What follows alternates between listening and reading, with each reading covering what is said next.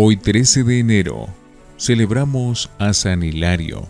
Su nombre significa amable y sonriente. Murió el 13 de enero del año 368. San Agustín dice de él: es un ilustre doctor de nuestra Santa Iglesia, y San Jerónimo lo llama hombre de gran elocuencia, trompeta de Dios para alertar a la verdadera religión contra la herejía.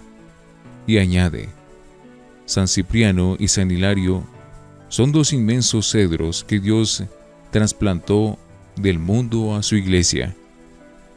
Nació en Poitiers, Francia, en el año 315, de familia pagana que le proporcionó una esmerada educación.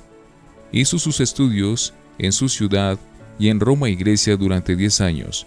Se ejerció en la poesía, aprendió elocuencia y estudió mucho la filosofía de Platón. Durante sus años de estudio supo librarse del ambiente de corrupción que había entre los estudiantes y en llevar una vida honesta y virtuosa. Le sirvió muchísimo para mantenerse con su cerebro despejado, para aprender mucho y retener lo aprendido. Los paganos decían que había muchos dioses, y esto le fascinaba a él. Por eso cuando leyó la Biblia se entusiasmó al encontrar allí la idea de que no hay sino un solo Dios eterno, inmutable, todopoderoso, principio y fin de todas las cosas. El libro que lo convirtió fue el Evangelio de San Juan. Por él mismo cuenta en su autobiografía que el libro que lo acompañó toda su vida y que le sirvió de meditación cada día fue el Evangelio de San Mateo. A los 30 años vivía atormentado con la idea de cuál será el destino que nos espera en la eternidad, cuando encontró el Evangelio de San Juan, y allí al leer que el Hijo de Dios se hizo hombre para salvarnos, en esa noticia encontró la respuesta a sus dudas. A él le sucedió lo que le ha pasado a muchísimos santos, que uno busca en diferentes lecturas, pero que una buena lectura puede cambiar su vida. Era casado y tenía una hija. En el año 345 se hizo bautizar junto con su esposa y su hija. Desde entonces se dedicó con toda su alma a leer y estudiar la Sagrada Escritura, y dejó toda lectura simplemente mundana. Venancio Fortunato, que escribió su biografía, cuenta que la vida de este hombre era tan virtuosa y de tan buen ejemplo que la gente decía que más parecía un santo sacerdote que un hombre casado. El año 350 murió el obispo de Poitiers, y el pueblo aclamó como obispo a Hilario. Su esposa y su hija, que se habían vuelto muy santas, se retiraron a vivir como fervorosas religiosas, y nuestro santo fue nombrado obispo. Desde entonces Hilario se dedica a la ocupación que va a ser el oficio principal el resto de su vida: combatir a los herejes arrianos que decían que Jesucristo no era Dios. Arrio fue un hereje que se dedicó a enseñar que Jesucristo no era Dios sino un simple hombre. Los obispos de todo el mundo se reunieron en el Concilio de Nicea, año 325, y proclamaron que Jesucristo sí es Dios, y que el que niegue esa verdad queda fuera de la Iglesia Católica. Pero el emperador Constancio se dedicó a apoyar a los arrianos y a perseguir a los verdaderos cristianos. Nombraba obispos arrianos en las principales ciudades y desterraba a los obispos que proclamaran la divinidad de Jesús. Hilario organizó la resistencia de todos los obispos católicos de Francia contra los obispos arrianos. En París se reunió a los obispos católicos y estos condenaron a los que seguían a Arrio. Pero los arrianos los acusaron ante el emperador, y Constancio decretó el destierro de Hilario hasta Frigia, más allá del Mar Negro. Allá estuvo desterrado por 4 años. Pero este destierro no le hizo sufrir mucho. Le fue también muy provechoso, porque allá aprendió el idioma griego y pudo leer los libros de los más grandes sabios cristianos de la antigüedad en Oriente, y aprendió también la costumbre de entonar muchos cantos de las ceremonias religiosas. Durante su estadía en Oriente, adquirió una importantísima documentación para los famosos libros que luego iba a publicar en favor de la religión. Jamás despreció una ocasión para aumentar sus conocimientos religiosos. Pero en Constantinopla fue invitado a un concilio de los arrianos, y allá habló tan maravillosamente, explicando la divinidad de Jesucristo, que los herejes pidieron al emperador que lo expulsara otra vez hacia Occidente, porque podía convencer a toda esa gente de que Jesucristo sí es Dios. Y el gobierno dio el decreto de que quedaba expulsado hacia Francia, y así pudo volver a su país. La gente decía: Hilario fue expulsado hacia Oriente por hablar muy bien de Jesucristo en Occidente, y fue expulsado a Occidente por hablar muy bien de Jesucristo en Oriente. En el año 360, Hilario entraba otra vez triunfante en su diócesis de Poitiers, en medio del júbilo más indescriptible.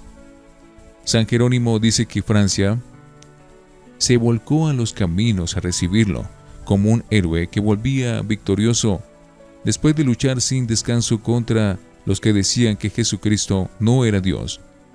Y nuestro Señor, para demostrar la santidad del gran obispo, le concedió hacer varios milagros. El más sonado fue la resurrección de un joven que ya llevaban a enterrar. Llegado otra vez a su ciudad, el santo se decidió sin descanso a defender la verdadera religión y a combatir la herejía de los arrianos. En uno de sus escritos pone a Dios como testigo de que el fin principal de toda su vida es emplear todas sus fuerzas en hacer conocer más a Jesucristo y hacerlo amar por el mayor número de personas que le sea posible. A las personas que iban a consultarle, les recomendaba que todas sus acciones las empezaran y terminaran con alguna oración. Y redactó luego su libro más famoso llamado La Trinidad.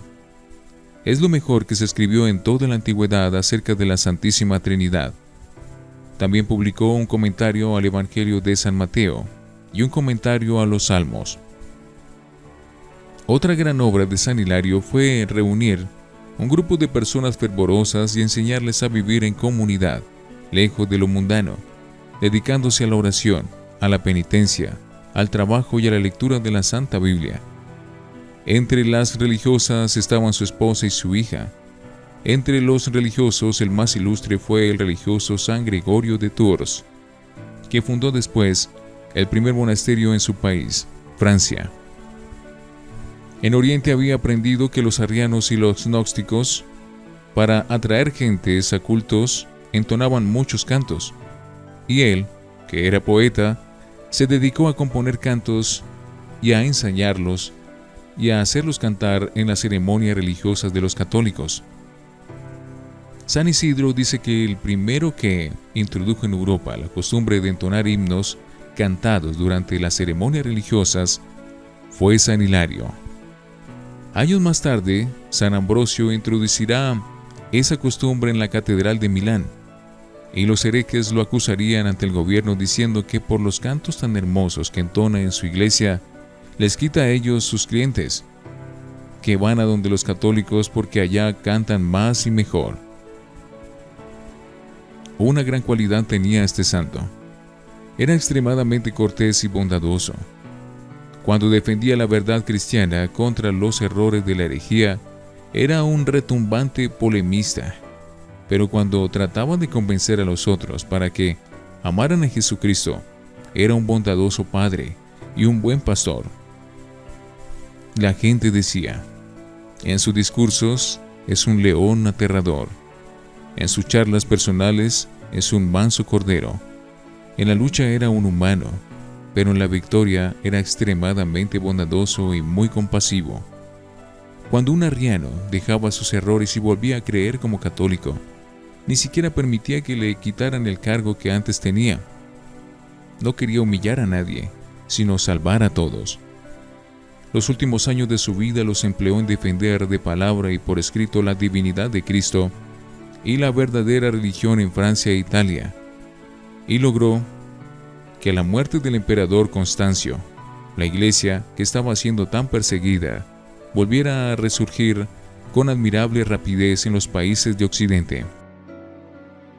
En el año 1851, el Papa Pío IX declaró a San Hilario doctor de la Iglesia por la defensa heroica y llena de sabiduría que hizo de la divinidad de Jesucristo.